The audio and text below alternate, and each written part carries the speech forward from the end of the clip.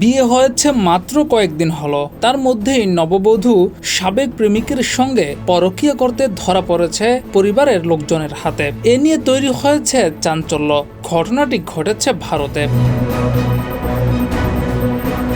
সামাজিক যোগাযোগ মাধ্যমে এই সংক্রান্ত একটি ভিডিও ছড়িয়ে পড়ে, যেখানে দেখা যাচ্ছে ওই নববধূ এবং তার প্রেমিককে আটক করেছে পরিবারের লোকজন। তাদের দুজনকেই চর থাপ্পড় মারা হচ্ছে।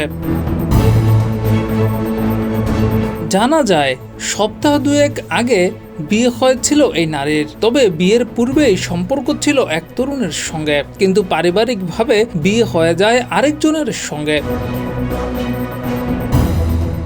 বিয়ের পর সবকিছু ঠিকঠাক চললেও নববধূর মনে ছিল প্রেমিকের জন্য আকুতি। বিয়ের পরও দুজনের মধ্যে ছিল যোগাযোগ, আর সেই যোগাযোগই কাল হয়ে দাঁড়ায় তাদের জন্য। স্বামীর অগোচরে যখন প্রেমিকের সঙ্গে সময় কাটাতে ব্যস্ত, তখনই স্বামীর পরিবারের লোকজনের হাতে ধরা পড়ে তারা। এরপরই শুরু হয় উত্তম মধ্যম, যদিও পরবর্তীতে কি হয়েছিল সেটা আর জানা যায়নি। ডেস্ক রিপোর্ট, যুগের চিন্তা।